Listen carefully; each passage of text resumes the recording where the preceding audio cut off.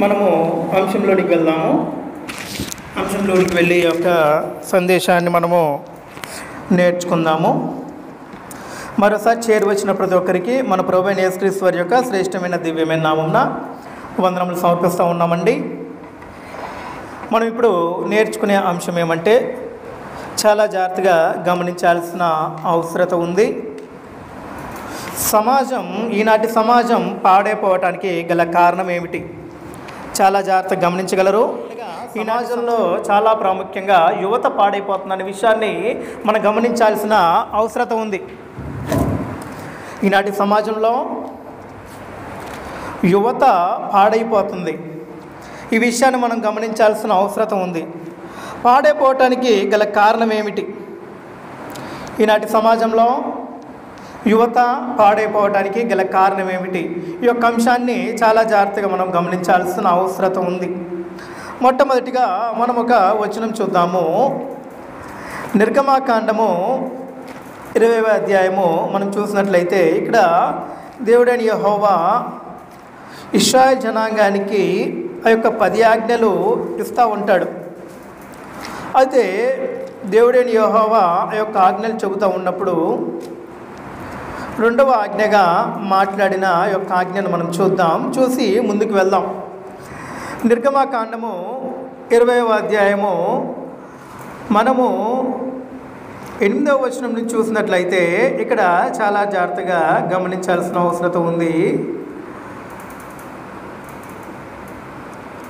విశ్రాంతి దినమున పరిశుద్ధంగా ఆచరించుటకు జ్ఞాపకం ఉంచుకొనుము. 6 దినములు నీవు కష్టపడి నీ పని అంతటిని చేయవలను. 7వ దినమున నీవు నీ దేవుడైన యెహోవాకి విశ్రాంతి దినమున దాన్ని నీవైనను నీ కుమారుడైనను నీ కుమార్తె అయినను నీ దాసుడైనను నీ దాసి అయినను నీ పరదేశి అయినను నీ ఇళ్ళనున్న పరదేశులను ఏమీ చేయకూడదు. ఈ యొక్క సంగతుల్ని చెప్పిన తర్వాత ఏమని తేటగా తెలియచేస్తాడంటే నీవు నీ దేశంలో దీర్ఘాయుష్మంతుడు అగునట్లు నీ తల్లిని తండ్రిని సన్మానింపుము అని తేటగా తెలియజేస్తూ ఉన్నాడు. ఏమని తెలియజేస్తూ ఉన్నాడు? 12వ వచనంలో చూసినట్లయితే నీ దేవుడైన యెహోవా నీకు అనుగ్రహించు దేశంలో నీవు దీర్ఘాయుష్మంతుడు అగునట్లు నీ తండ్రిని నీ తల్లిని సన్మానింపుము. మనం చాలా జాగ్రత్తగా గమనించినట్లయితే ఈనాటి సమాజంలో ఆ యొక్క బిడ్డలు తల్లిదండ్రులను సన్మానిస్తూ ఉన్నారా? ఈ యొక్క ఆజ్ఞలో చాలా జాగ్రత్తగా గమనించాల్సిన అవసరం ఉందండి. నీ దేవుడైన యెహోవా నీకు అనుగ్రహించు దేశంలో నీవు దీర్ఘాయుష్మంతుడు అగునట్లు నీ తండ్రిని నీ తల్లిని సన్మానింపుము. నీ తల్లిని నీ తండ్రిని సన్మానింపుము అంటున్నాడు. ఒకవేళ నువ్వు సన్మానిస్తే నీవు దీర్ఘాయుష్మంతుడు అవుతావని ఈ యొక్క లేఖనం మనకి తేటగా తెలియచేస్తూ ఉంది. అయితే ఈ యొక్క సంగతులని బిడ్డలకి మనం జ్ఞాపకం చేస్తూ ఉన్నామా? చాలా జాగ్రత్తగా గమనించండి ప్రియాతి ప్రియమైన సోదరి సోదరులారా. మనము ఇటువంటి విషయాల్ని చాలా జాగ్రత్తగా జ్ఞాపకం చేసుకోవాల్సిన అవసరం ఉంది. కనుక నీవు నీ బిడ్డలకి బాలుడు నడవలసిన త్రోవని నేర్పిస్తే తల్లిదండ్రులను బిడ్డలు సన్మానిస్తారు. సమాజంలో నీ యొక్క బిడ్డలు సత్ప్రవర్తన గలవారై ఉంటారు అనే విషయాన్ని మనము జ్ఞాపకం ఉంచుకోవాల్సిన అవసరం ఉందండి. నీ యొక్క బిడ్డలని బాలుడు నడవలసిన త్రోవలా నువ్వు నడిపించాలంట. చూడండి లేఖనం ఒకసారి సామెతల గ్రంథము 22వ అధ్యాయము 6వ వచనం నుంచి మనం చూసినట్లయితే సామెతల గ్రంథము 22వ అధ్యాయము 6వ వచనం చూసినట్లయితే బాలుడు నడవలసిన త్రోవను వానికి నేర్పుము, వాడు పెద్దవాడైనప్పుడు దాని నుండి తొలగిపోడు. దేని నుండి తొలగిపోడు? దాని నుండి తొలగిపోడంట. కనుక బాలుడికి నువ్వేం నేర్పించాలనంటే బాలుడు నడవలసిన త్రోవను వాడికి నేర్పించాలంట. పెద్దవాడైనప్పుడు ఆ త్రోవ యందు వాడు తొలగిపోడంట. మరి మనము బాలుడు నడవలసిన త్రోవను మనకు నేర్పిస్తూ ఉన్నామా? తల్లిదండ్రులై ఉన్నవారు చాలా జాగ్రత్తగా గమనించాల్సిన అవసరం ఉందండి. ఈనాటి సమాజంలో తల్లిదండ్రులని యొక్క బిడ్డలు కొట్టకుండా లేకపోలా, దూషించేవారు లేకుండా పోలా, తల్లిదండ్రులని ఇంట్లో పెట్టి తాళం వేసి పెట్రోల్ పోసి అంటించే సమాజంలో మనం ఉన్నాం. ఇప్పుడు తల్లిదండ్రులని దుర్భాషలాడి తల్లిని సైతం భార్యను కొట్టినట్టుగా కొట్టే కొడుకులను మనం చూడకుండా ఉండకపోవట్లా, అవునా కాదా? దానికి కారణం నీ బిడ్డ నీ మీద తిరుగుబాటు చేస్తూ ఉన్నాడంటే, నీ యొక్క కొడుకు నీ యొక్క కూతురు నీ మాట వినకుండా నీ మీద తిరుగుబాటు చేసి తనకి ఇష్టం వచ్చినట్లుగా సమాజంలో విచ్చలవిడిగా జీవిస్తూ ఉంటే దానికి కారణం ఎవరంటే తల్లిదండ్రులే. దానికి కారకులు ఎవరు? తల్లిదండ్రులే. తల్లిదండ్రులు ఏం నేర్పించట్లేదంటే తమ యొక్క బిడ్డలకి బాలుడు నడవలసిన త్రోవను వారికి నేర్పించట్లా. బాలుడు నడవలసిన త్రోవను వాళ్ళు నేర్పించకపోవని కారణాన ఈ యొక్క బిడ్డలు చెడు వ్యసనాలకు బానిసలైపోయి ఈ లోకంలో తమకు ఇష్టం వచ్చినట్లుగా జీవిస్తున్నప్పుడు తల్లిదండ్రుల మాట వినకుండా తల్లిదండ్రులకు అవిధేయులయ్యి దీర్ఘాయుష్మంతులు అవ్వట్లేదనే విషయాన్ని మనం జ్ఞాపకం ఉంచుకోవాల్సిన అవసరం ఉంది. మనం చదివాము నిర్గమాకాండం 20వ అధ్యాయంలో, నీ దేవుడైన యెహోవా నీకిచ్చు దేశంలో నీవు దీర్ఘాయుష్మంతుడు అగునట్లు నీ తల్లిని నీ తండ్రిని సన్మానింపుము. నువ్వు దీర్ఘాయుష్మంతుడు అవునట్లుగా ఉండాలనుకుంటున్నావా? అయితే నువ్వు నీ తల్లిని తండ్రిని సన్మానిస్తూ ఉన్నావా? ఈ విషయాన్ని నువ్వు జ్ఞాపకం చేసుకోవాలి. తల్లిదండ్రులు తమ యొక్క బిడ్డల్ని క్రీస్తు యొక్క క్రమశిక్షణలో పెంచాల్సిన అవసరం ఉంది. క్రీస్తు యొక్క క్రమశిక్షణలో పెంచాల్సిన అవసరం ఉంది. బిడ్డలు నోరు జారి మాట్లాడినప్పుడు తల్లిదండ్రులు ఏం చేయాలంటే వాళ్ళని గద్దించాలి. నాన్న, నువ్వు మాట్లాడే మాటల పద్ధతి అయినా కాదు, నీవు దీర్ఘాయుష్మంతుడు అయి జీవించాలి అని అంటే నీ యొక్క పద్ధతులను మార్చుకోవాల్సిన అవసరం ఉందని బిడ్డలకు నేర్పించాలి.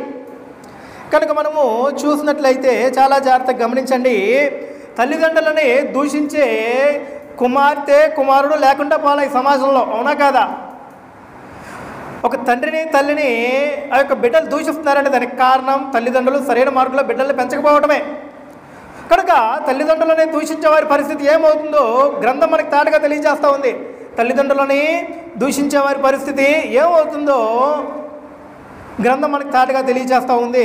సామెతల గ్రంథము 20వ అధ్యాయము 20వ వచనం మనం చూసినట్లయితే, సామెతల గ్రంథము 20వ అధ్యాయము 20వ వచనం మనం చూసినట్లయితే, తన తండ్రినైనను తన తల్లినైనను దూషించు వాని దీపము కటిక చీకటిలో ఆరిపోవును.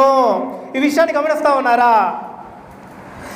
తల్లినైనను తండ్రినైనను దూషించు వాని దీపము కటిక చీకటిలో ఆరిపోతుందంటండి. దీపం అంటే ఏమిటి?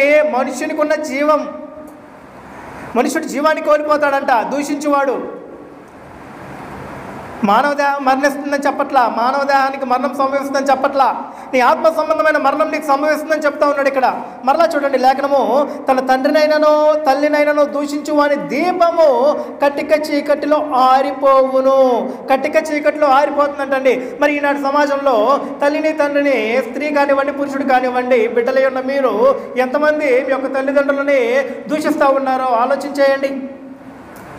దోషంతో వదిలిపెడతారా అంటే దోషంతో కాదు, మీ యొక్క తల్లిదండ్రులని ఒక కర్ర తీసుకొని కొట్టడానికి కూడా వెనకాడట్లేదంటే దానికి కారణం మీ తల్లిదండ్రులు మిమ్మల్ని సరిగ్గా పెంచట్లా.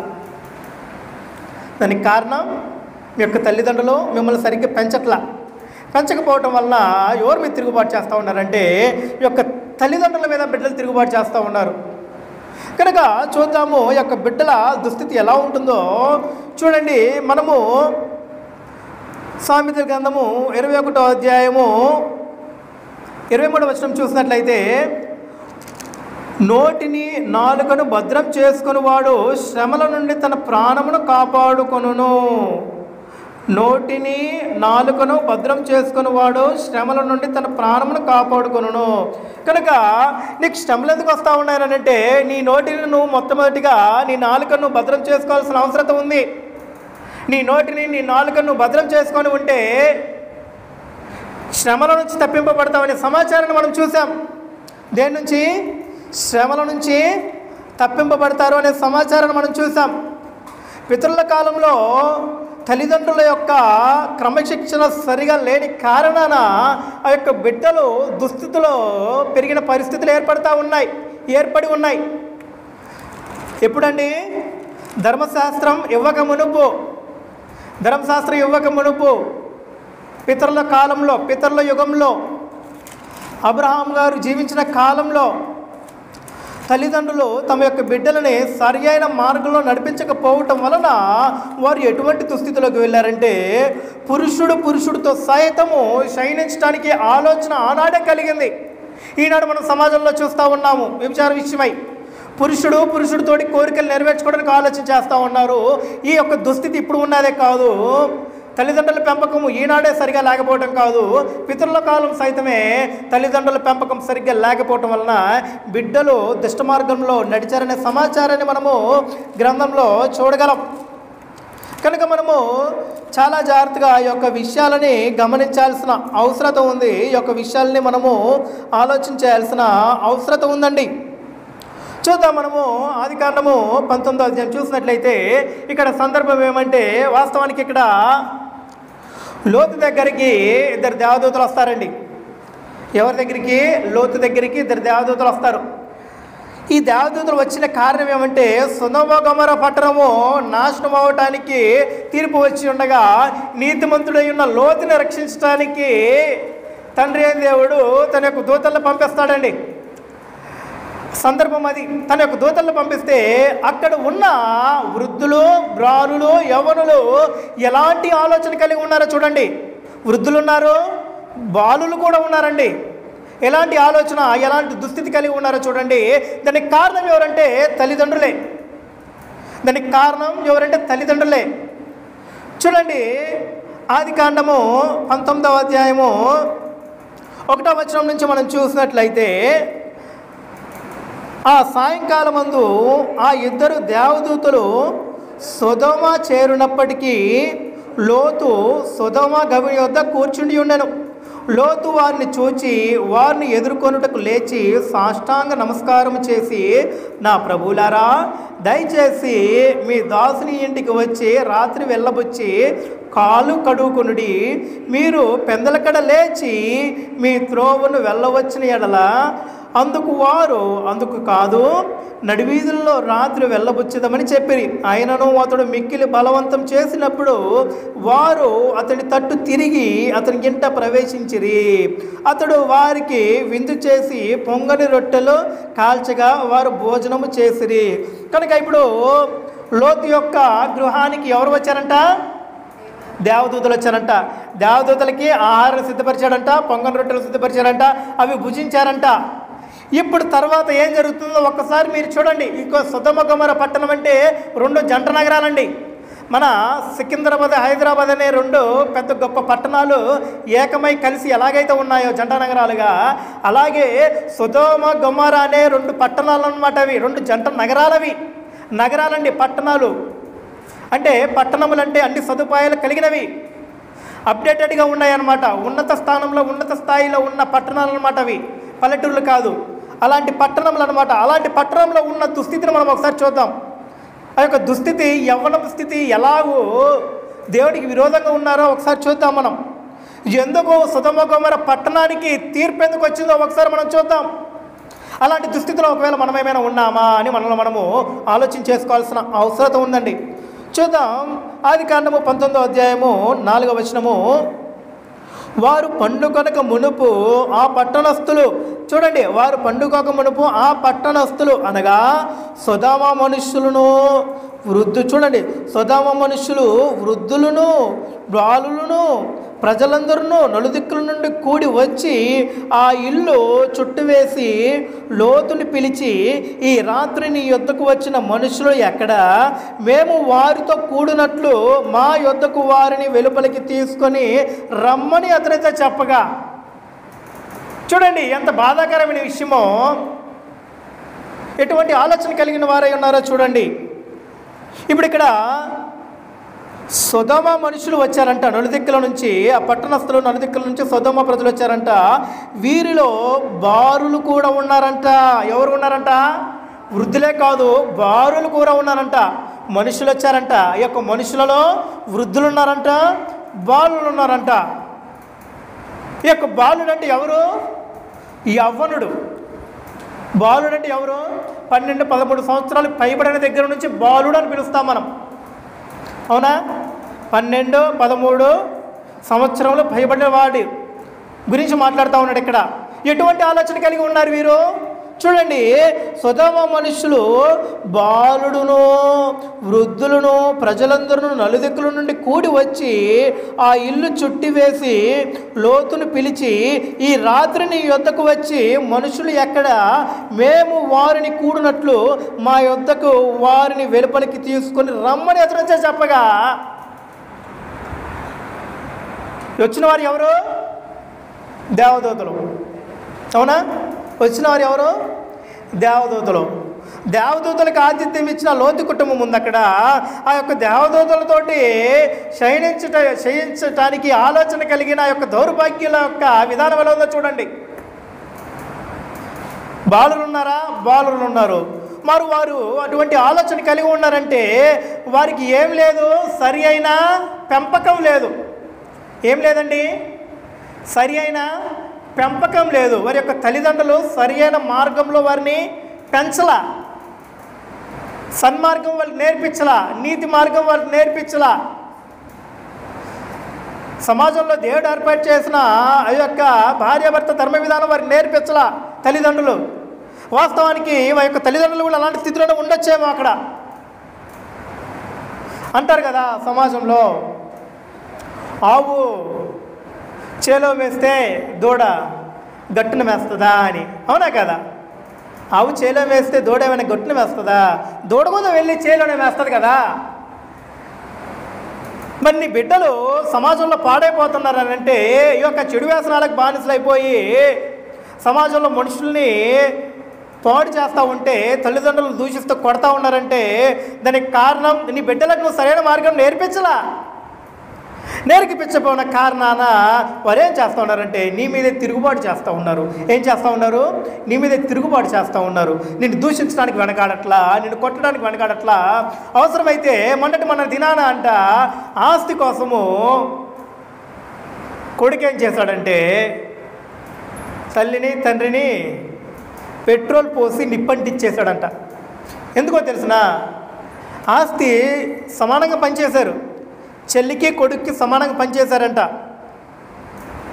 పనిచేసినా కానీ కొడుక్కి మింగుడు పడట్లా. కారణం ఏమిటి? ఆమె పెళ్లి చేసుకొని వెళ్ళిపోయింది కదా, స్త్రీ కదా, ఆమెకి ఎందుకంత, ఆమెకి పావు తీయొచ్చు కదా, నాకు 75% 75% నాకు ఇవ్వచ్చు కదా, ఆమెకి ఎందుకు అని తల్లిదండ్రులతోటి వివాదం ఆడాడంటే ఆస్తి పంపకాలు జరిగిన తర్వాత. అయినా కానీ నాయన స్త్రీ అయినా పురుషుడైనా మాకిద్దరు సమానమే అని చెప్పేసి ఇద్దరికి సమానంగా పంచారంట ఆస్తిని. కొడుక్కి మింగుడు పడక తల్లిదండ్రులు ఇద్దరిని కాల్ చేశాడంట పెట్రోల్ పోసి. దానికి కారణం ఏమిటి? దానికి బాలుడు నడవలసిన త్రోవని యొక్క బిడ్డలకు నువ్వు నేర్పించలా. ఏం నేర్పించలా? బాలుడు నడవలసిన త్రోవని నీ యొక్క బిడ్డలకు నువ్వు నేర్పించలా. కనుకనే ఏం చేస్తూ ఉన్నారనంటే నీ ఇంట్లోనే నీకు శత్రువుగా పాలు పోసి పెంచుతున్నావు నీ బిడ్డల్ని అనే విషయాన్ని గమనించాల్సిన అవసరం ఉంది. చాలా జాగ్రత్తగా గమనించండి. నీ ఇంట్లోనే నీ బిడ్డలకి పాలు పోసి పాముడు పెంచినట్లుగా పెంచుతున్నారు మీరు. దానికి కారణం ఏమిటి? బాలుడు నడవలసిన త్రోవను నేర్పించకపోతే ఆ యొక్క బాలుడు తల్లిదండ్రులకు విరోధంగానే పెరుగుతాడు, కుటుంబానికి వ్యతిరేకంగానే పెరుగుతాడు, సమాజాన్ని పాడు చేసేటట్లుగానే ఉంటాడు, చెడు వ్యసనాలకు బానిస అవుతాడు. తను బానిస అయింది కాకుండా తన పక్కన వారిని కూడా పాడు చేస్తూ ఉంటాడు. ఈనాటి సమాజంలో పరిస్థితులు మనకి ఇలా ఉన్నాయి. ఈ విషయాన్ని మనం చాలా జాగ్రత్తగా గమనించాల్సిన అవసరం ఉంది.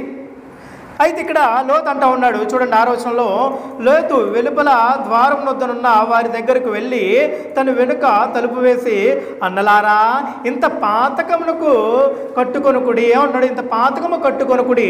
ఇదిగో పురుషుడిని కూడని 2 కుమార్తెలు నాకున్నారు.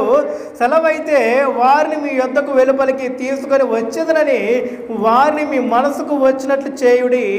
ఈ మనుషులు నా ఇంటి నీడకు వచ్చి ఉన్నారు గనుక వారిని మీరేమి చేయకూడదని చెప్పినప్పుడు వారు నీవు అవతలికి పొమ్మనిది. మరియు వాడు వీడెవడో మనలోనికి పరదేశిగా వచ్చి తీర్పరిగా నుండి చూడుచున్నాడని కాగా వారికంటే నీకు ఎక్కువ కీడు చేసేదమని చెప్పి లోతుతో అన్నారంట. చూడండి ఇక్కడ లోతు ఎటువంటి మనసు గలవాడై ఉన్నాడో చూడండి. లోతు ఏమైనా ఆలోచించేస్తూ ఉన్నాడు? అయ్యలారా అన్నలారా, ఇదిగో పురుషుల్ని ఎరగని 2 కుమార్తెలు నాకున్నారు, వారిని మీ మనసుకు వచ్చినట్టు చేసుకోండి, కానీ నా ఇంటికి వచ్చి ఉన్న ఈ యొక్క దేవదూతల్ని మీరేమీ చేయొద్దు అని తను బతిమలాడుకుంటూ ఉన్నాడండి. అయినా కానీ వారు ఆగలా. లోతు మీద దొమ్మిగా పడ్డారంట. అంటే ఎటువంటి దుష్టత్వ స్థితిలో ఒక సమాజంలో మనుషులు ఉన్నారో చూడండి. ఆనాడే ఉన్నారంటే ఆనాడే కాదండి, ఈనాడు కూడా అలాంటి దుష్ట పరిస్థితులు మనకి ఏర్పడతా ఉన్నాయి, అవునా కాదా? అలాంటి భయంకరమైన స్థితులు మనకు ఏర్పడతా ఉన్నాయి, అవునా కాదా? ఈనాడు సమాజంలో ఇలాంటివి జరగట్లేదా? జరుగుతూ ఉన్నాయి. వెలుగులోకి వచ్చే కొన్ని ఉన్నాయి, వెలుగులోకి రాని కొన్ని ఉన్నాయి, అవునా కాదా? కనుక చాలా జాగ్రత్తగా మనము ఇటువంటి విషయాల్ని గమనించాల్సిన అవసరం ఉందండి. పితరుల కాలంలో సైతమే, అబ్రహాం కాలంలో సైతమే బాలులు ఎటువంటి ఆలోచన కలిగి ఉన్నారో మనం చూసాం. కారణం ఏమిటి? బాలుడు నడవలసిన త్రోవని వారు నేర్చుకోవాలా. ఏం నేర్చుకోవాలా? బాలులు నడవవలసిన త్రోవని వారు నేర్చుకోవాలా. చూడండి, ఇంకా చెప్తా ఉన్నాడు మనకి గ్రంథంలో, ద్వితీయోపదేశకాండము 6వ అధ్యాయము 6వ వచనం నుంచి మనం చూసినట్లయితే ఇక్కడ మనకు లేఖనం తాటుగా తెలియజేస్తూ ఉందండి. ద్వితీయోపదేశకాండము 6వ అధ్యాయము 6వ వచనం నుంచి, నేడు నేను నీకు ఆజ్ఞాపించి మాటలు నీ హృదయంలో ఉండవలెను. ఏమో చెప్తా ఉన్నాడండి? నేడు నేను నీకు ఆజ్ఞాపించి ఈ మాటలు నీ హృదయంలో ఉండవలెను. నీవు నీ కుమారులకు వాటిని అభ్యసింపజేసి నీ ఇంట కూర్చుంటున్నప్పుడును, త్రోవను నడుచునప్పుడును, పండుకొనున్నప్పుడును, లేచినప్పుడును వాటిని గురించి మాట్లాడవలను. సూచనలుగా వాటిని మీ చేతికి కట్టుకొనవలెను. అవి నీ కన్నులకు నడుమ బాసికముల వలె ఉండును. నీ ఇంట ద్వారబంధముల మీద, నీ గౌనుల మీదను వాటిని వ్రాయించవలెను.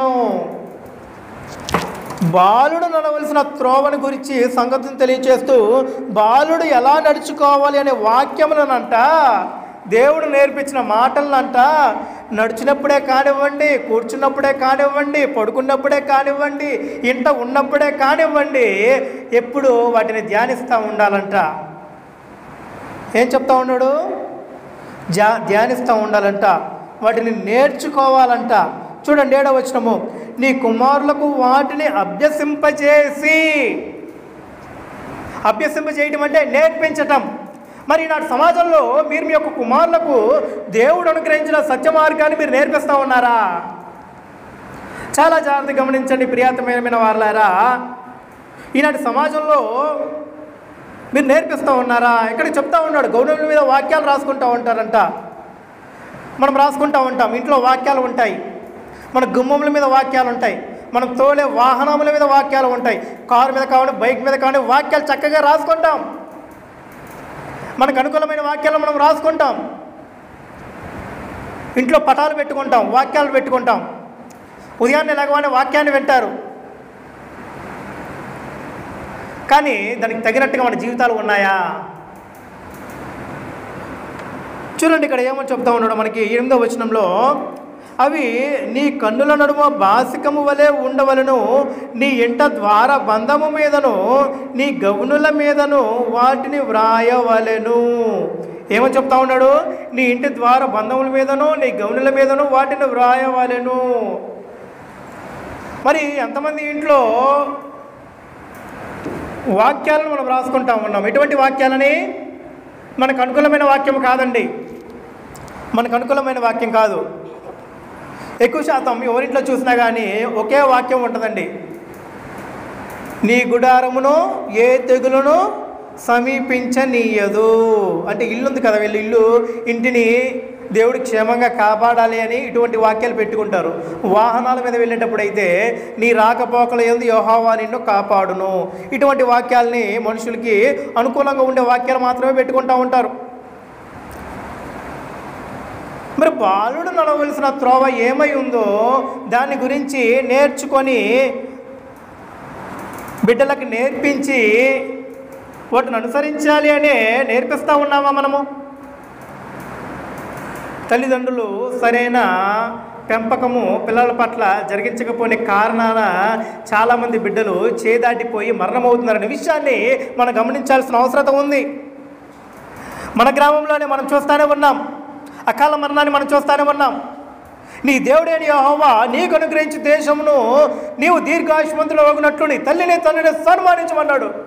అకాల మరణాల కారణం జరుగుతూ ఉన్నాయనంటే ఇది ఎవరి కాలం మందే కూతురు లేదా కొడుకు చనిపోతూ ఉన్నాడు అనే దానికి కారణం తల్లిదండ్రుల పెంపకం సరిగ్గా లేదు. చేతికొచ్చిన కొడుకు త్వరలో ఉద్యోగం వస్తుంది, తల్లిదండ్రులు చక్కగా చూసుకుంటాడు అనే కళ్ళకంటూ ఉంటారు. ఈలోపే కొడుకు చేయి జారిపోయాడు. కారణం ఏమిటి? సరైన పెంపకం లేదు. ఎందుకంటే నీ తల్లికి తండ్రికి నువ్వు ఎప్పుడైతే లోబడతావో అటువంటి అనర్థాలు జరగవు. ఆ విషయాన్ని మనం గమనించుకోవాల్సిన అవసరం ఉంది. నువ్వు ఎప్పుడైతే నీ తల్లికి తండ్రికి లోబడతావో అటువంటి అనర్థాలు జరగవు. బలవన్ మరణం పొందడానికి మనుషుడికి ఆలోచన రాదు. బలవన్ మరణం పొందాలనే ఆలోచన వస్తుందంటే దానికి కారణం ఏమిటి? వాహనాల మీద ఎలాగ పడితే అలాగా ర్యాష్ డ్రైవ్ చేసి యాక్సిడెంట్లో మరణం అవుతుందంటే దానికి కారణం ఏమిటి? జాగ్రత్త లేకపోవటం. తల్లిదండ్రులు ఒకవేళ జాగ్రత్త చెప్పినా వాడు జాగ్రత్త పడరు. కారణం ఏమిటి? చేయి దాటిపోయాడు వాడు. వెళ్తాడు, ఎక్కడ గుద్దేస్తాడు, యాక్సిడెంట్ అవుతుంది, మరణం అవుతాడు. ఎవరికి కన్నీరు ఇప్పుడు? కంటతాడు ఎవరికి? తల్లిదండ్రులకే కదా. అల్లారు ముద్దుగా పెంచారు. తల్లి గర్భమందు 9 నెలలు మోసి, చూడండి, తల్లి గర్భమందు 9 నెలలు మోసి ఆ యొక్క బిడ్డకి జన్మ జరిగిన తర్వాత మరలా తిరిగి ఆ యొక్క బిడ్డని మినిమం 4 సంవత్సరాల దాకా కంటికి రెప్పలాగా కాపాడుకొని ఆ యొక్క తర్వాత ఆ యొక్క బిడ్డ పట్ల ఎంతో ప్రణాళిక కలిగి ఉంటారు తల్లిదండ్రులు. వీడు మంచి చదువుతాడు, ఉన్నతమైన ఉద్యోగం వస్తుంది, మనము వృద్ధాప్యం వచ్చినప్పుడు మన కొడుకు మనల్ని లేదా మన కూతురు మనల్ని కూర్చోబెట్టి పోషిస్తుందని కళ్ళకంటారు తల్లిదండ్రులు. అవునా కాదా? కలలకంటారు. ఈ కళలన్నీ కూడా నెరవేరాలంటే వీరు ఏర్పాటు చేసుకునే యొక్క ప్రణాళిక అంతా కూడా జరగాలి అని అంటే తల్లిదండ్రులు మొట్టమొదటి ఏం చేయాలి? బాలుడు నడవలసిన త్రోవని బిడ్డలకు నేర్పించాలా? బిడ్డలకు నేర్పించాలి. చూడండి, ఇక్కడ 7వ వచనం నుంచి 6వ వచనం నుంచి, నేను నీకు ఆజ్ఞాపించు ఈ మాటలు నీ హృదయంలో ఉండవలెను. ఎవరి మాటలు? యెహోవా యందు భయభక్తులు కలిగిన మాటలు. ఎవరి మాటలు? యెహోవా యందు భయభక్తులు కలిగిన మాటలు. తల్లిని తండ్రిని సన్మానించాలనే బుద్ధి పుట్టాలి వాడికి. తల్లి తండ్రి నాకు జన్మనిచ్చారే, నాకు జన్మనిస్తే ఈ భూలోకంలో నాకు ఉనికి వచ్చిందే అనే విషయం తనకు అర్థం కావాలి. ఏమర్థం కావాలి? తల్లి తండ్రి వలన నాకు జన్మ కలిగింది భూలోకంలో, నా తల్లిదండ్రులే లేకపోతే నా జన్మ అయిపోతుంది. దేవుడు ఒక కుక్కగానో ఒక నక్కగానో ఒక పందిగానో మానవుని సృష్టించలా. అవునా? ఒక కుక్కగానో ఒక నక్కగానో ఒక పందిగానో ఒక జంతువుగానో లేదా ఒక పక్షిగానో నరుని దేవుడు సృష్టించలా. నరుని యొక్క పుట్టుక ఎంతో ఉన్నతమైంది, ఎంతో గొప్పది. చూద్దాం లేఖనం ఒకసారి మనము. చూడండి, ఆదికాండము 1వ అధ్యాయం 26వ వచనంలో మనం చూసినట్లయితే మానవుడి జన్మ ఎంత గొప్పదో దేవుడు తేటగా తెలియజేస్తున్నాడు. చూడండి, ఆ యొక్క గొప్ప జన్మనే శ్రద్ధ కలిగి బతకమని దేవుడు చెప్తా ఉన్నాడు మనకి. బ్రతకాలి అంటే తల్లిదండ్రులు బిడ్డలకు నేర్పించాలి అలా బ్రతకాలనేది. నేర్పించాలంటే మొట్టమొదటి ఏం చేయాలి? ఈ యొక్క తల్లిదండ్రులే నేర్చుకోవాలి కదా. తల్లిదండ్రులు నేర్చుకోకపోతే ఇంకా బిడ్డలకు ఎలా నేర్పిస్తారు? తల్లిదండ్రులే సరైన మార్గంలో లేరు. తల్లిదండ్రులే దేవునికి విరోధంగా బ్రతుకుతూ ఉన్నారు. తల్లిదండ్రులే దేవునికి విరోధంగా పాపం చేస్తూ ఉన్నారు. మనం ఇందాక మాట్లాడాం కదా సామెతి, ఆవు చేలో మేస్తే దూడ గట్టును మేస్తుందా అని. మళ్ళీ తల్లిదండ్రులకే దేవుని పట్ల విధేయత లేకపోతే, భయభక్తులు లేకపోతే నీ యొక్క బిడ్డలకి ఎలా వస్తుంది ఒక భయం భక్తి? చూడండి, మానవుడి యొక్క జన్మ ఎంత విలువైందో, ఎంత ఉన్నతమైందో చూడండి. ఆదికాండము 1వ అధ్యాయం 26వ వచనం చూసినట్లయితే, దేవుడు మన స్వరూపమందు మన పోలిక చొప్పున నరులను చేయుదము అని మాట్లాడుతూ ఉన్నాడు. ఇప్పుడు ఇక్కడ నరులు ఎవరి పోలిక? నరులు దేవుని పోలిక. తల్లిదండ్రులై ఉన్న వారులారా, మీరును దేవుని పోలికే, మీకు పుట్టిన మీ బిడ్డలను దేవుని పోలికే. కనుక అందుకే దేవుడు ఏం చెప్తా ఉన్నాడంటే, నీవు యెహోవా దేవుడు నీకు అనుగ్రహించే దేశంలో నీవు దీర్ఘాయుష్మంతుడు అగునట్లు నీ తల్లిని తండ్రిని నువ్వు సన్మానించాలని చెప్తా ఉన్నాడు. మరి మానవ జన్మ ఎంతో గొప్పది కదా. ఈ గొప్పదైన మానవ జన్మ గురించి తల్లిదండ్రులైన వారు తమ యొక్క బిడ్డలకు నేర్పిస్తూ ఉన్నారా? అసలు మొట్టమొదటి వాళ్ళు నేర్చుకుంటూ ఉన్నారా? ఆలోచన చేయండి.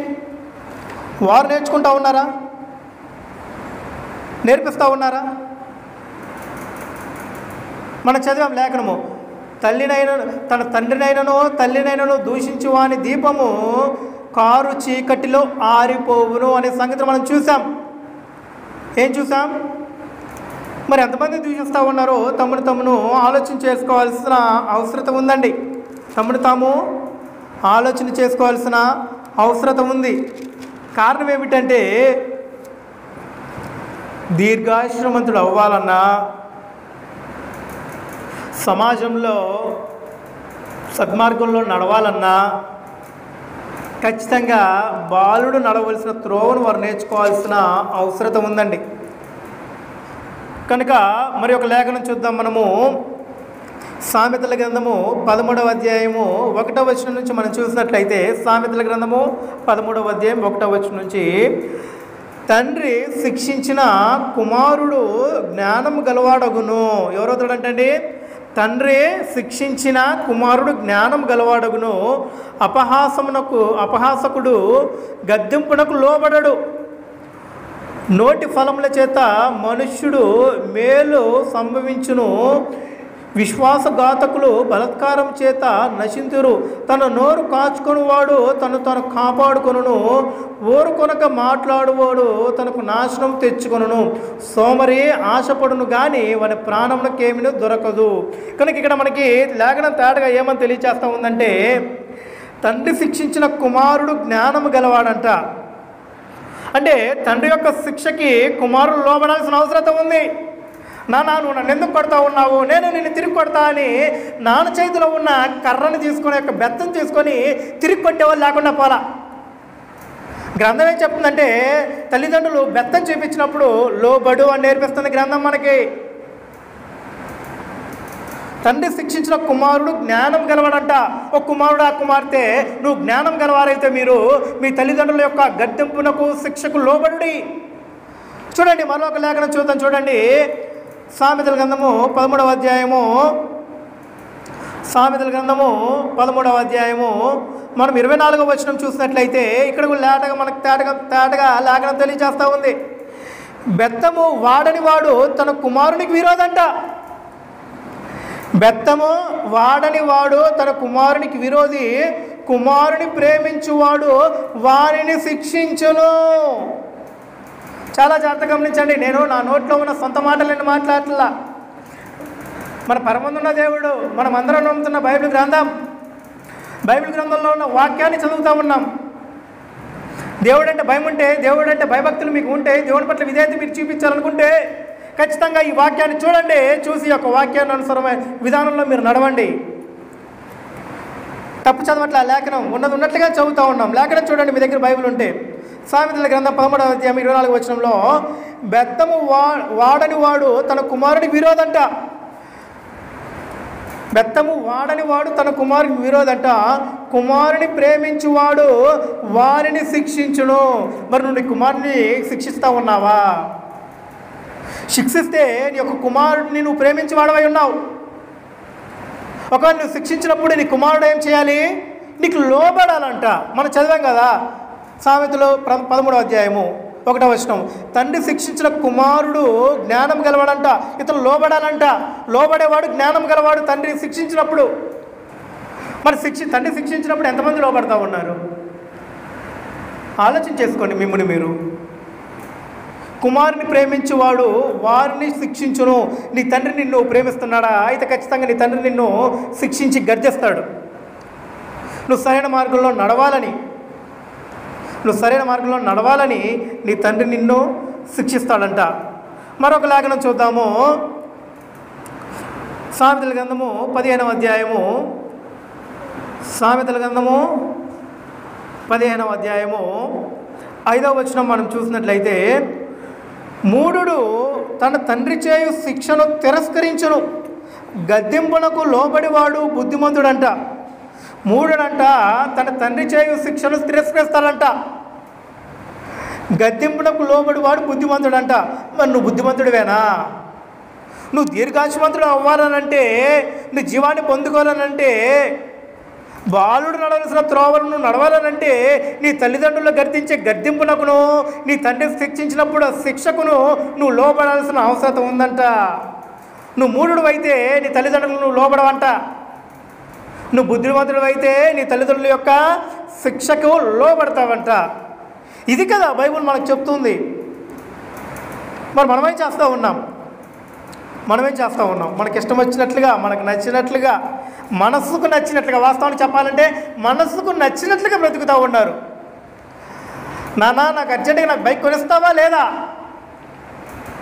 నాకు బైక్ కొనిస్తేనే నేను 10th క్లాస్ ఎగ్జామ్స్ రాస్తా, నాకు బైక్ కొనిస్తేనే ఇంటర్ పరీక్షలు నేను రాస్తా. సరేలే నాన్న ఎలాగో అలాగా హామీ ఇస్తాడు, అప్పో సొప్పో చేసి కొనిద్దాం అనుకుంటాడు. వాడు బాధ తట్టుకోలేక ఎందుకు ఏదో ఒకటి చేసుకుంటాడేమోనని సమాజంలో చూస్తూ ఉన్నారు కదా. కొనేస్తాడు. కొనిపోతే మొన్న ఒకరంట నా దగ్గరికి వచ్చింది సమాచారం బయట. 9th క్లాస్, 8th అయిపోయింది, 9th క్లాస్. నేను 9th క్లాస్ చదివి 10th క్లాస్లోకి వెళ్ళాలి అని అంటే నువ్వు నాకు బైక్ కొనియాల్సిందే అని బ్లేడ్ పట్టుకొని తిరుగుతున్నాడు. ఆ అబ్బాయి చేతిలో బ్లేడ్ పట్టుకొని తిరుగుతున్నాడు. 14 సంవత్సరాల పిల్లోడు, బాలుడు అనమాట. బ్లేడ్ పట్టుకొని తిరుగుతున్నాడు. కారణం ఏమిటి? ఎవరు సహవాసం చేస్తూ ఉన్నాడు? దుష్ట సాంగత్యం మంచి నడవడికని ఏం చేస్తుంది? చెరుపుతుంది. అవును, దుష్ట సాంగత్యం మంచి నడవకని చెరుపుతుంది.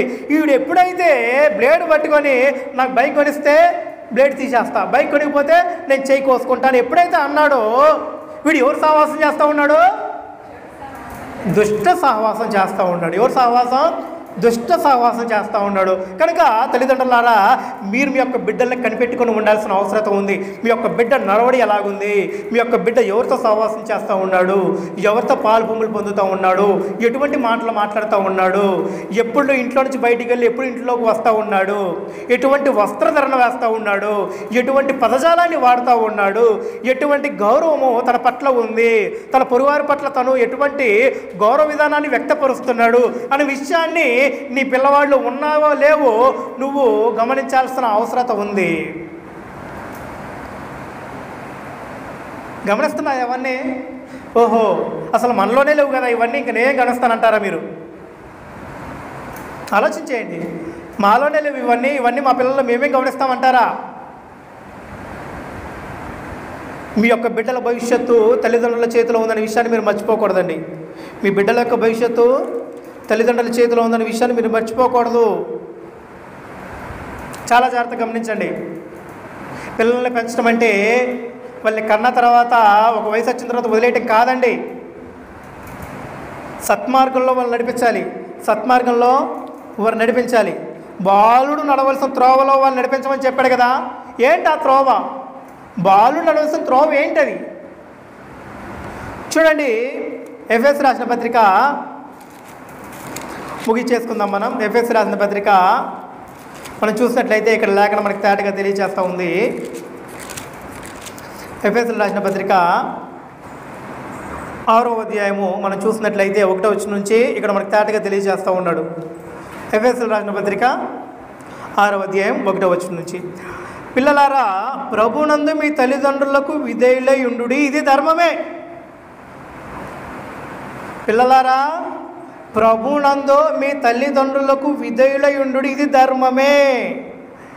మీకు మేలు కలుగునట్లు నీ తండ్రిని తల్లిని సన్మానింపము. చూడండి, చాలా జాగ్రత్తగా గమనించండి. నీకు మేలు కలుగునట్లు ఎవరికి? బిడ్డలకి. బిడ్డలారా మీరు తల్లిదండ్రులకు లోబడి ఉండండి, ఇది ధర్మమే. విధేయులై ఉండండి, ఇది ధర్మమే. మీ తల్లిదండ్రులకి మీరు లోబడి ఉంటే, వారిని మీరు సన్మానిస్తే నీకు మేలు కలుగుతుందంట. నీకు మేలు కలగాలంటే నువ్వేం చేయాలి? నీ తల్లికి తండ్రికి విధేయులయ్యి వారికి లోబడి ఉండాలంట. అప్పుడు నీకు మేలు కలుగుతుందంట. చూడండి, 6వ అధ్యాయం 2వ వచనం, ఎఫెసీ రాసిన పత్రిక 6వ అధ్యాయం 2వ వచనంలో, నీకు మేలు కలుగునట్లు నీ తల్లిని నీ తండ్రిని, చూడండి, నీ తల్లిని నీ తండ్రిని సన్మానింపము, అప్పుడు నీవు భూమి మీద దీర్ఘాయుష్మంతుడుగా ఉందువు. ఒకటి మేలు కలుగుతుందంట, నువ్వు దీర్ఘాయుష్మంతుడుగా కూడా ఉంటావంట.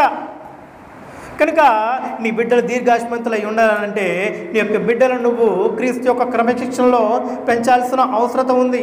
ఇంకా అయిపోలేదండి, లేఖన చదువుతాం చూడండి. ఇది వాగ్దానంతో కూడిన ఆజ్ఞలలో మొదటిది. తండ్రులారా, మీ పిల్లలకు కోపం రేపక ప్రభు యొక్క శిక్షలోనూ బోధలోనూ పెంచుడి. ఏంటండి ఏంటండి బాలుడు నడవలసిన త్రోవ ఏమిటి? చూడండి, తండ్రులారా మీ పిల్లలకు కోపము రేపక ప్రభు యొక్క శిక్షలోనూ బోధలోనూ వారిని పెంచుడి. ఇప్పుడు తల్లిదండ్రులే ఉన్న మీరు మీ యొక్క పిల్లలని ఏ యొక్క క్రమశిక్షణలో పెంచాలి? క్రీస్తు యొక్క క్రమశిక్షణలో పెంచాలి. క్రీస్తు ఎలాగో భూలోకానికి ప్రభు యేసుక్రీస్తు వారు మానవ దేహాన్ని ధరించుకొని వచ్చినప్పుడు ఎలాగూ పెరిగాడో, ఎలాగూ జీవించాడో ఆ యొక్క జీవన విధానాన్ని నేర్చుకోండి. మీరు నేర్చుకునేదే కాక మీ యొక్క బిడ్డలకు కూడా అది నేర్పించండి. ఇది చెప్తుంది బైబిల్ మనకి. పౌలు చెప్తాడు, నేను క్రీస్తుని పోలి నడుచుకొనిచున్న ప్రకారం మీరు నన్ను పోలి నడుచుకొనుడి. కనుక తల్లిదండ్రులారా, మీరు కూడా క్రీస్తుని పోలి నడుచుకొనుడి. మీరు నడుచుకునేదే కాకుండా మీ యొక్క బిడ్డల్ని కూడా క్రీస్తు యొక్క మార్గంలో నడిపించండి. ఇదే బాలుడు నడవలసిన త్రోవ. ఇదే బాలుడు నడవలసిన త్రోవ. పరాయి స్త్రీ చూస్తే నా చెల్లివనియో అక్కవనియో జ్ఞానంతో మాట్లాడాలి అని బిడ్డలకు నేర్పించండి. నా చెల్లివనియో నా అక్కవనియో నా అక్కవని అని నేర్పించాలన్నమాట బిడ్డలకి. ఇది కదా బైబిల్ మనకు నేర్పిస్తూ ఉంది. కనుక ఈనాటి సమాజంలో యువత ఎందుకు పాడైపోతుందో మనం నేర్చుకున్నాం. తల్లిదండ్రులు బిడ్డల్ని సరిగ్గా పెంచకపోవడం వల్లనే ఈనాటి సమాజంలో యొక్క పిల్లలు పాడైపోతున్నారని మనం నేర్చుకున్నాం. తల్లిదండ్రులు బిడ్డలను సన్మానించట్లేదంటే దానికి కారణం బిడ్డలు బాలు నడవలసిన త్రోవలో నడవట్లేదని మనం నేర్చుకున్నాం. ఒకవేళ అలాగ ఉంటే బిడ్డలు చేదాటిపోయి అకాల మరణం ఏర్పడే సందర్భం ఉంటుందనే విషయాన్ని మనం చూసాం. అవునా కాదా? నీ తల్లిని తండ్రిని నువ్వు సన్మానిస్తేనే నువ్వు దీర్ఘాయుష్మంతుడు అవుతావని గ్రంథం చెప్పింది. నువ్వు సన్మానించినప్పుడు నువ్వు దీర్ఘాయుష్మంతుడు ఎలాగవుతావు? నువ్వు మేలు ఎలా పొందుకుంటావు? కనుక చాలా జాగ్రత్తగా గమనించండి. ప్రియాతి పేరమైన వాళ్ళ ప్రతి ఒక్కరు కూడా ఆ యొక్క మాటను శ్రద్ధ కలిగి వింటున్నారనే విషయం భావిస్తూ ఉన్నాం. కనుక మనం ఇప్పుడు ఈ యొక్క చక్కటి పాఠాన్ని నేర్చుకున్నాం. ఇటువంటి సమస్య ఏమైనా ఉంటే ఎవరిలో అయినా కానివ్వండి, శ్రద్ధ కలిగి లోపాలను సరిచేసుకొని సరిదిద్దుకోండి. కుటుంబాన్ని కాపాడుకోండి. కుటుంబం అంతా కూడా ప్రభు యొక్క క్రమశిక్షణలో నడవండి. తల్లిదండ్రులై ఉన్న మీరు మొట్టమొదటిగా ప్రభు యొక్క క్రమశిక్షణలో నడవండి. మీరు నడిచిన తర్వాత మీతో పాటు మీ యొక్క బిడ్డలకు కూడా ఆ యొక్క క్రమబద్ధమైన విధానాన్ని నేర్పించండి. మీ యొక్క బిడ్డల్ని కూడా బాలు నడవలసిన త్రోవలో నడిపించండి. అప్పుడు యొక్క సమాజంలో చాలా మేలు జరుగుతుంది. సమాజం పాడవదు. సమాజంలో అనేకమైన అగత్యాలు జరగకుండా ఉంటాయి, అక్రమాలు జరగకుండా ఉంటాయి. అవునా కదా? ఈనాటి సమాజంలో మనం దొంగతనాలు చూస్తూ ఉన్నాం, మానబంధాలు చూస్తూ ఉన్నాం, ఆస్తుల కోసం తల్లిదండ్రులను చంపేసే వాళ్ళని చూస్తూ ఉన్నాం, తాగొచ్చి తల్లిదండ్రులను దూషించి కొట్టే వాళ్ళని చూస్తూ ఉన్నాం. కన్నపేగి ఎంత బాధపడుతుందో కూడా ఆలోచన చేయరు వీరు. భుజాల మీద ఎత్తుకొని పెంచిన తండ్రిని కొట్టే స్థితికి దిగజారంటే ఎంత భయంకరమైన స్థితిలో దిగజారారో చూడండి. కనుక ప్రియమైన వారులారా, మీరంతా కూడా ప్రభు యొక్క క్రమశిక్షణలో పెరగాలని ఎదగాలని లేఖనం మనకు తాటగా తెలియజేస్తూ ఉంది. మనం ఆఖరిగా చూసాం లేఖనం ఎఫెసీయులకు రాసిన పత్రిక 6వ అధ్యాయము 1వ వచనం నుంచి 4వ వచనం వరకు మనం చూసాం. మరలా చదువు ముగించుకుందాం. పిల్లలారా, ప్రభునందు మీ తల్లిదండ్రులకు విధేయులై ఉండుడి, ఇది ధర్మమే. మీకు మేలు కలుగునట్లు నీ తండ్రిని తల్లిని సన్మానింపుము, అప్పుడు నీవు భూమి మీద దీర్ఘాయుష్మంతుడవై ఉందువు. ఇది వాగ్దానములతో కూడిన ఆజ్ఞలతో మొదటిది. తండ్రులారా, మీ పిల్లలకు కోపం రేపక ప్రభు యొక్క శిక్షలో బోధలోనూ వారిని పెంచుడి. కనుక ప్రభు యొక్క క్రమశిక్షణలో బోధలో మీ యొక్క బిడ్డల్ని పెంచాలని ఈ యొక్క లేఖనాలు మనకి సెలవిస్తూ ఉన్నాయి. కనుక మరీ ముఖ్యంగా క్రైస్తవ్యంలోనికి రావాలని, దేవుడు కోరుకునే విధానంలో రక్షణ పొందాలని, నిత్యత్వం పొందాలని, పరలోక స్వాస్థ్యాన్ని పొందుకోవాలని, ప్రతి ఒక్కరు కూడా క్రీస్తు యేసునందు రక్షింపబడాలని ప్రేమతో తెలియచేస్తూ ముగిస్తూ శ్రద్ధగా విన్న ప్రతి ఒక్కరికి వందనాలు తెలియజేస్తూ, ఈ మాటల వలన ఎవరికైనా బాధ కలిగి ఉంటే దయతో మన్నించి నా దయతో నన్ను క్షమించాలని ప్రభుపేట మనం చేస్తూ ఉన్నాము. కారణం ఏమంటే బైబిల్లో ఉన్నది ఉన్నట్టుగా బోధించడం అనేది లేఖనాలు తేటగా తెలియచేస్తూ ఉన్నాయి. ఈ విషయాన్ని బట్టి ఎవరు మనసులో నొచ్చుకొని ఉంటే దయతో క్షమించి ప్రేమతో వాక్యాన్ని అనుసరించి ముందుకు రావాలని ప్రభుపేట మనం చేస్తూ ముగిస్తూ ఉన్నాను. ప్రార్థన చేసుకొని ముగించేసుకుందాం. పరిశుద్ధ దేవ, మహాగురుడ, మా గొప్ప తండ్రి, మీకు స్తోత్రములు. కృపగల దేవ, కనికరంగల తండ్రి, మీకు స్తోత్రములు. దయగల మా దేవ, మమ్మల్ని కనికరించి ప్రేమించిన దాన్ని బట్టి మీకు స్తోత్రములు తెలియచేస్తూ ఉన్నాము. దయగల మా తండ్రి, ఈ యొక్క రాత్రికాల సమయంలో మీరు అనుగ్రహించిన వాక్యము ద్వారా మాట్లాడి ఉన్నాం మా తండ్రి. మీరు సిద్ధపరిచి అనుగ్రహించిన మాటలు బోధించున్నాం మా తండ్రి. బాలుడు నడవలసిన త్రోవ ఎటువంటిదై ఉన్నది, ఎలాగూ నడవాలన్న సంగతులు మేము ప్రారంభం చేసి మాట్లాడి ఉన్నాం మా దేవ. దయగల మా తండ్రి, ఈనాటి సమాజంలో యువత పాడైపోతుందంటే దానికి కారణం తల్లిదండ్రులేనని మేము నేర్పించి ఉన్నాం మా తండ్రి. తల్లిదండ్రులు సరైన మార్గంలో లేరు గనక బిడ్డలు కూడా సరైన మార్గంలో లేరనే విషయాన్ని మేము నేర్చుకుని ఉన్నాము. తల్లిదండ్రులు సరైన మార్గంలో ఉండి బిడ్డలు కూడా సరైన మార్గంలో నడిపించాలని మేము నేర్చుకుని ఉన్నాం. తల్లిదండ్రులకు అవిధేయులయ్యి తల్లిదండ్రులకి ఎదురు తిరుగుబాటు చేస్తున్నారని దానికి కారణం తల్లిదండ్రుల యొక్క పెంపకం సరిగా లేదని, మరలా ఇంకొకటి బిడ్డల యొక్క సహవాసం సరిగా లేదనే విషయాన్ని గమనించాలని మేము నేర్చుకుని ఉన్నాం మా తండ్రి. దయగల మా దేవ, ఎందరైతే ఈ యొక్క శబ్ద యంత్రాంగం ద్వారా ఈ యొక్క మాటలు వింటున్నారో దయగల మా తండ్రి యొక్క మనసులను ముట్టి ఆ యొక్క హృదయాల్లో ఆలోచనలు పుట్టించండి మా తండ్రి. బాలుడు నడవలసిన త్రోవల్ని వారి యొక్క బిడ్డలను నేర్పించినట్లుగా ఆ యొక్క తల్లిదండ్రులకి జ్ఞానాన్ని అనుగ్రహించండి. బిడ్డలు కూడా ఆ యొక్క తల్లిదండ్రుల యొక్క విలువను తెలుసుకొని ఆ యొక్క గర్భఫలాల్లో నుంచే బిడ్డలు వచ్చిన విషయాన్ని గమనించి ఆ యొక్క జన్మకు కారణమైన తల్లిదండ్రులని సన్మానించినట్లుగా ఆ యొక్క బిడ్డలకి జ్ఞానాన్ని అనుగ్రహించమని, మంచి నడవడిని, మంచి పలుకును, మంచి మాట విధానాన్ని, మంచి ప్రవర్తనని, మరీ ముఖ్యంగా క్రీస్తు యొక్క క్రమశిక్షణను వాళ్ళ నింపమని మా ప్రభు ద్వారా అడిగి వేడుకుంటున్నాం. దయగల మా తండ్రి, ఎందరైతే యొక్క గ్రామంలో యొక్క సందేశాన్ని వింటున్నారో ప్రతి ఒక్కరిని దయతో జ్ఞాపకం చేసుకొని వారికి కలిగిన అనారోగ్య స్థితిని దయతో దూరపరిచి స్వస్థపరచమని మా ప్రభు ద్వారా అడిగి వేడుకుంటున్నాం. దయగల మా తండ్రి, కొన్ని రోజుల క్రితం మా యొక్క గ్రామంలో ప్రియులైన సొంగ విజయబాబు యొక్క గృహం ప్రమాదవశాత్తు కాలిపోయి ఉన్నది మా దేవ. దయగల మా తండ్రి, మీరు వారిని కనికరించి ప్రేమించి మీరు వారికి చేస్తున్న సహాయాన్ని బట్టి మీకు కృతజ్ఞతాస్తుతులు తెలియజేస్తూ ఉన్నాము. ఎటువంటి ప్రాణాపాయము కలగకుండా ఆస్తి నష్టం వరకు చేసిన దాన్ని బట్టి కృతజ్ఞతాస్తుతులు తెలియజేస్తూ ఉన్నాము. ప్రాణాపాయం నుంచి తప్పించి వారికి మేలు చేసిన దాన్ని బట్టి మీకు స్తోత్రములు తెలియజేస్తూ ఉన్నాము. ఆ యొక్క కుటుంబాన్ని మీరు ఆదరించి ప్రేమించి వారికి కావాల్సిన అవసరతలన్నీ కూడా మనుషుని ద్వారా మీరు చేయిస్తున్న దాన్ని బట్టి మీకు కృతజ్ఞతాస్తుతులు తెలియజేస్తూ ఉన్నాం. ఈ విషయమై సమస్త ఘనత మహిమ ప్రభావం మీకే చెల్లాలని తెలియజేస్తూ ఉన్నాం మా తండ్రి.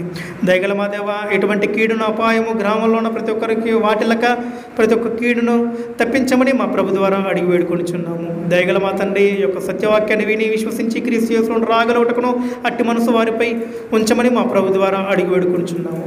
దయగల మా దేవ, దయతో జ్ఞాపకం చేసుకోండి. ఎండ తీవ్రత ఎక్కువ ఉన్న కారణాన వాస్తవానికి వృద్ధులు పసిపిల్లలు తట్టుకోలేరు కనుక దయగల మా తండ్రి వాతావరణాన్ని అనుకూలపరిచి ఎటువంటి కీడును అపాయం వాటిల్లక మా దేవ వృద్ధులను చిన్న బిడ్డలను దయతో మీరు కాపాడవలసిందిగా మా ప్రభు ద్వారా అడిగి వేడుకొనిచున్నాము.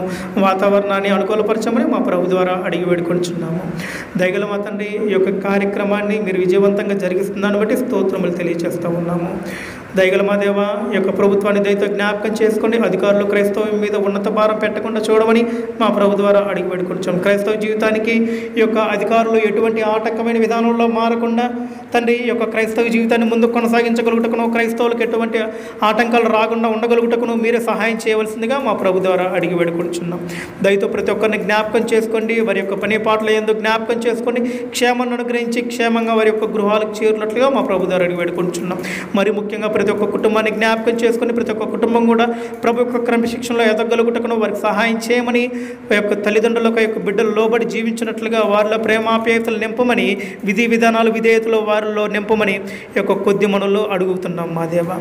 దయగల మా తండ్రి, మరలా తిరిగి మంగళవారం తిరిగి మాట్లాడేటప్పుడు తండ్రి మరలా క్షేమాన్ని అనుగ్రహించి సమయాన్ని అనుగ్రహించి ప్రతి ఒక్కరిని కూడా సజీవ లెక్కలో ఉంచి ఈ యొక్క కార్యక్రమాన్ని జరిగించగలుగుటకును అటు కృప విస్తరం చేయమని ఈ యొక్క కొద్ది మనవులు మా ప్రభును మీ ప్రియకుమారును మా పాపం వచ్చుకున్నాం తాను బలిగా అర్పించుకున్న యేసుక్రీస్తు వారి యొక్క శ్రేష్టమైన దివ్యమైన నామమున ఈ మనల్ని మీకు సమర్పిస్తున్నాం. ప్రియ పరలోకపు మా తండ్రి, ఆమేన్. వందనాలమ్మా, వందనాలు.